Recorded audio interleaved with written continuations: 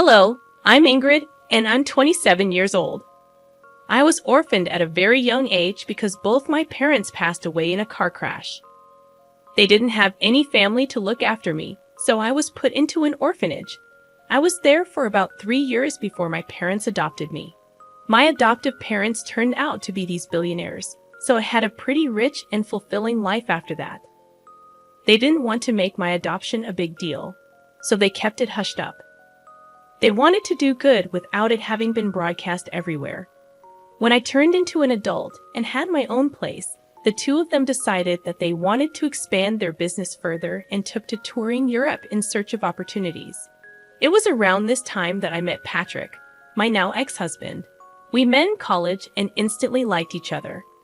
After a couple of conversations, Patrick, a very happy-go-lucky, caring man, made me like him a whole lot more. Our dates led to us becoming an official couple. We had the perfect relationship, although there was one problem. It was no secret that Patrick's family did not like me. The first time I met them, Patrick and I had just graduated college.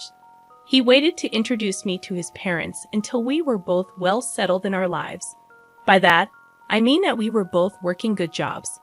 Patrick had warned me that his parents tended to be a little judgmental when it came to their children's significant others, and he wanted me to make the best impression I could. I didn't mind, but meeting the parents was nerve-wracking for me.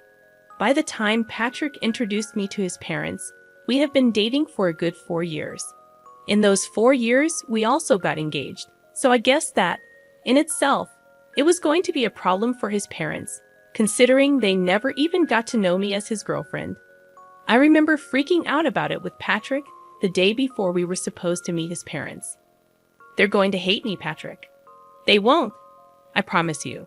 Do you not think that they'll be shocked to find out that we're engaged? Well, yeah, but I don't think it will be that big of a deal. Are you being serious right now? You were scared about introducing me to them because you know how judgy they are, and you think introducing me as your fiancé is not going to make them judge me even more. Look, even if they do, will what they say really matter? It won't to me, but I don't know about you. You always seem so careful about them. I promise you that it won't affect or matter to me at all, Ingrid. All right, if you say so. But do you think maybe we should just not tell them we're engaged, and then, like a month or so later, we should tell them? Will that make you feel any better about this whole thing? Because I have no problem with either of the options. I think we should hide it just in case. I'll do anything to get on that good side. You have nothing to worry about. I'll be there with you no matter what. Thanks, sweetie. The only reason I have been freaking out so much was that whenever I suggested that Patrick tell his parents about me, he would make a whole fuss about them not going to approve of me. Now, at this point, I began to kind of understand why. You see, Patrick's family were pretty rich, and they loved to live lavishly. They wanted that for their children as well, and the only way they accepted their children dating was if they also mingled with people who were as rich or even richer than them. The way I was living back then was by no means rich according to their standards. I hadn't told Patrick about my family because I didn't see the point of it. Plus, by the time I figured out why he was so adamant about not letting me introduce myself to his parents, I felt like it was even more unnecessary for them to know just who my father was. I wanted them to like me for me and not for my money. I naively believed that they would like me that way, but oh boy was I wrong. We decided to meet Patrick's parents at a fine dining restaurant. At that time, Patrick held my hand as we walked in. I wore my engagement ring on my necklace because I wanted to keep it on me without actually drawing any attention to it. When we got to our table, his parents already looked upset. Patrick told me to expect that because they were big sticklers about time. When we had arrived exactly 2 minutes late, well, we were already off to a bad start. His parents gave me a once-over and twisted their faces into disgust. They proceeded to ignore me for a little while as they made conversation with Patrick. I will admit I felt really small in their eyes. The longer they ignored my presence, the stronger my urge grew to leave. I kept my head down for the most part until finally, Patrick drew his parents' attention towards me. Mom, Dad, you can't just keep talking to me here. This is my wonderful girlfriend, Ingrid. Oh, hello. It's a pleasure to meet both of you. Hi, I wish I could say the same. Mom? What? I'm only speaking the truth. So, Ingrid, I heard you and Patrick met in college. Is that right? Yes, we did. We happened to share some classes together. Ah, and how did you manage to attend this college? From what I know, the tuition is pretty high, and it's a pretty hard place to get into. Dad, that is enough, Patrick. You will not speak to your father that way. He's asking a very valid question, Ingrid. Please answer him. Well, I got a full ride there. I'm super grateful I got to go there because not only did I get to learn a lot of things, but I also got to meet Patrick, which has been one of the best things that has happened to me. Of course, it's one of the best things that's happened to you. He's loaded, and you need that kind of money. At least you have some brains because your looks aren't all that good. You know what? That's enough. We're leaving. Come on, Ingrid. Patrick grabbed my hand, and we walked out. I was in shock at the way that his parents had treated me. I couldn't believe that people could be so mean so openly and to the person's face. I was in too much shock to even feel anything. The car ride back home was silent because Patrick was fuming. When we reached home, Patrick made it a point to make sure that I was doing okay. But truthfully, at the moment, I really did not know how to feel. I had dressed up nicely and made sure that I sat properly as well. I didn't order anything expensive, but somehow, without me even saying a word, Paula and Marley made their judgment about me. Patrick didn't speak to his parents for a while after that. They texted him and told him that we had been very disrespectful by walking out on them during lunch. Patrick didn't respond to that and only texted them about a month later to tell them that he had gotten engaged. His parents weren't too happy about it, but Patrick threatened them with no contact if they said or did anything against me.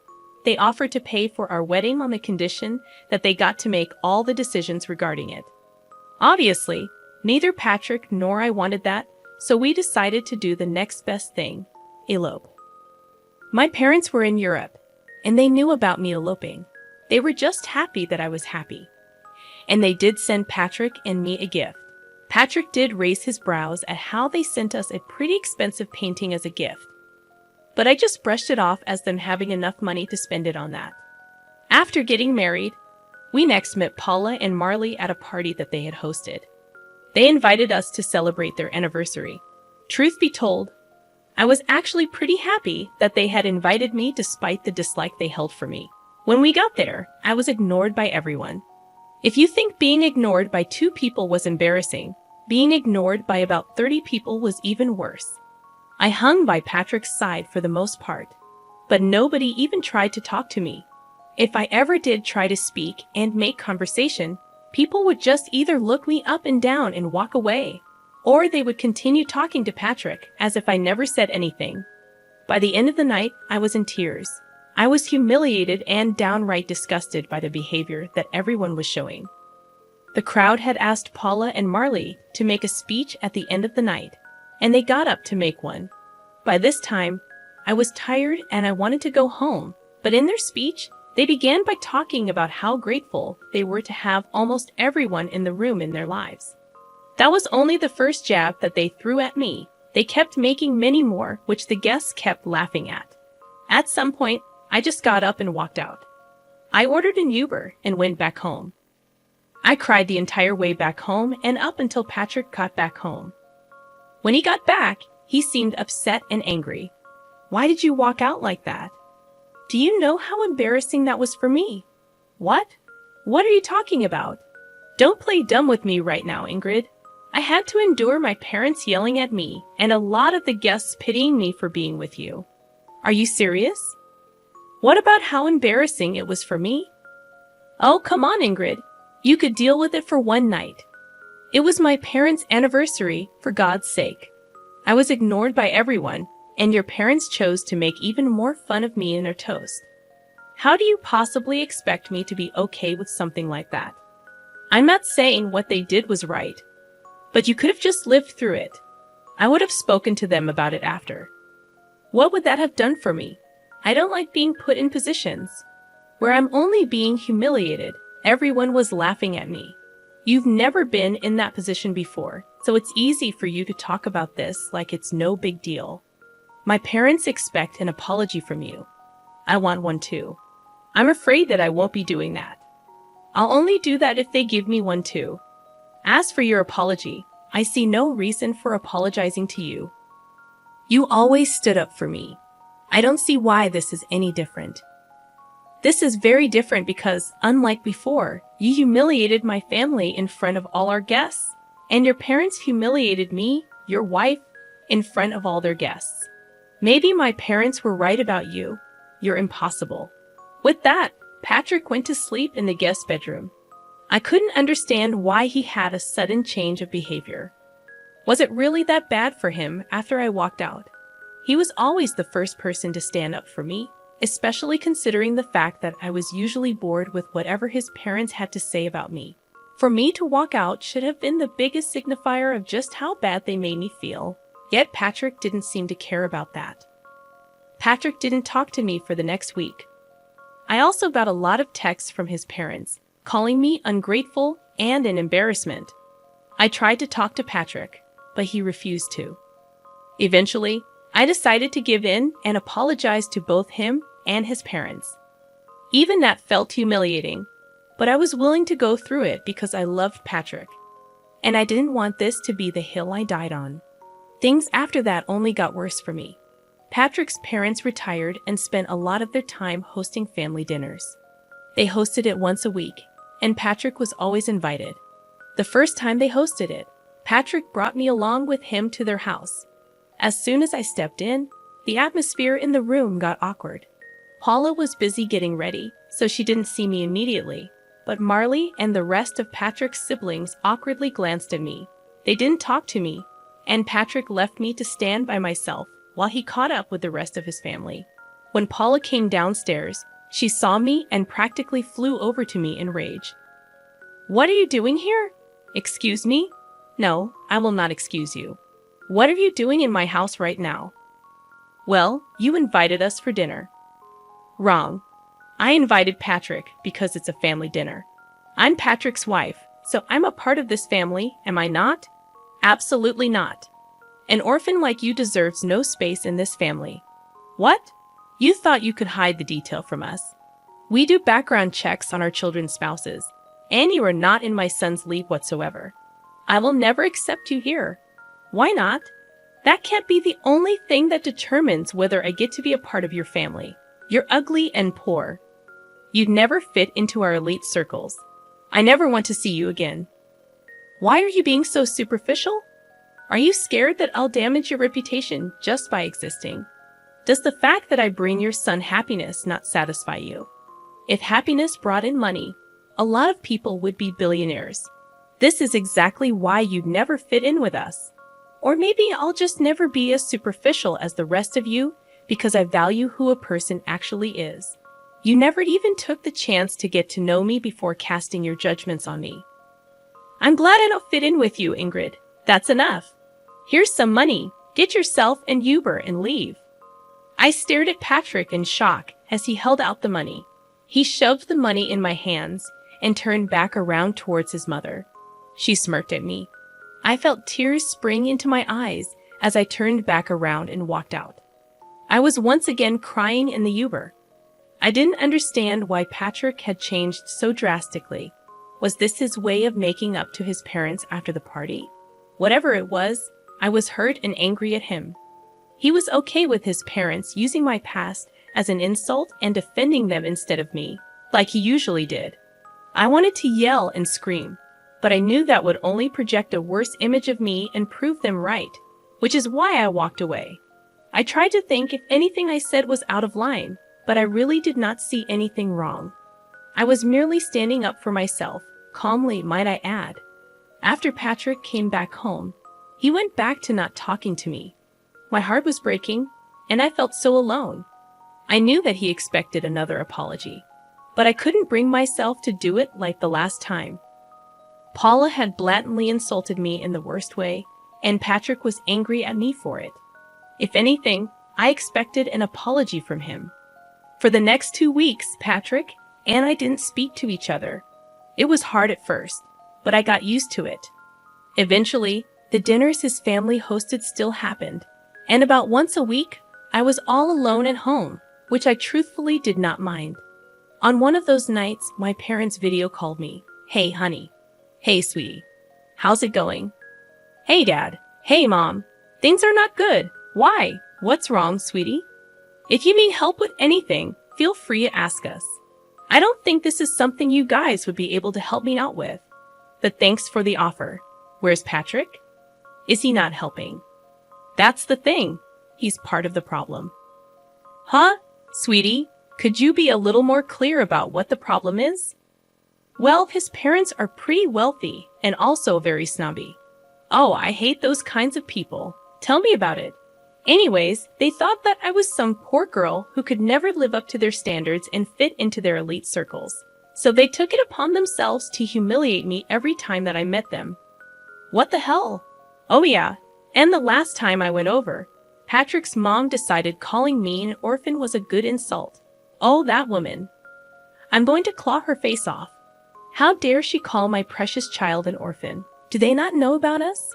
And what the hell has Patrick been doing in all this? I didn't tell them about you guys because I knew that their opinion of me would change if they knew. And I wanted them to like me for who I was and not for my wealth. As for Patrick, he's siding with them. He thinks that I was disrespectful when I stood up for myself. Honey, are you sure this is the man you want to be with? I love him a lot, but this is not how I want it to be.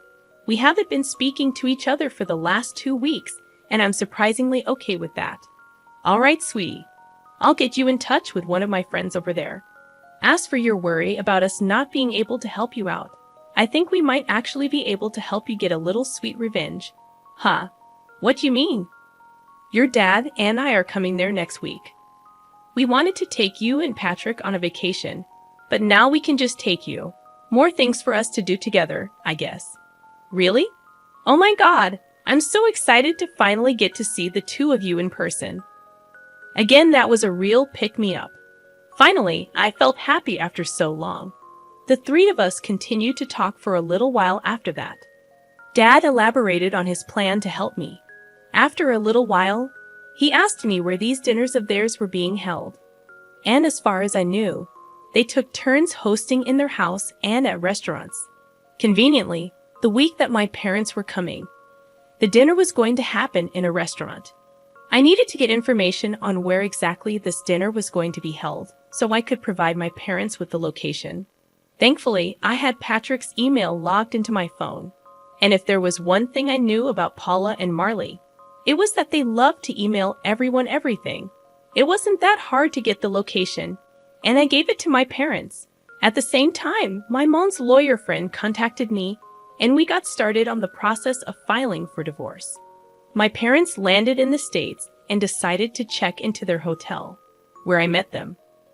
We had lunch together, and then the two of them sent me on my way for a spa day that they entirely paid for because they thought I deserved it while they got ready to get revenge on my in-laws. My parents walked into the restaurant that Patrick and his family were at. According to Dad, when they approached the table, Marley and Paula began to murmur among themselves as they recognized just who he was. Mom told me that this was how the conversation went. "Hello? Oh my gosh, Mr. Burns. What brings you here? Oh wow, I just happened to see some familiar faces, and I figured that I could drop in and probably dine with you." Familiar faces? Who are you speaking about, Mr. Burns? Well, I see Patrick. Me? Well, hello. A pleasure to meet you. You, my daughter, has spoken a lot about you. But speaking of my daughter, where is she? Your daughter? I'm afraid you're mistaken. I don't think she's here, but she should be, right? I'm sorry, Mr. Burns, but we didn't even know that you had a daughter. Of course I do. And she's married to Patrick. What?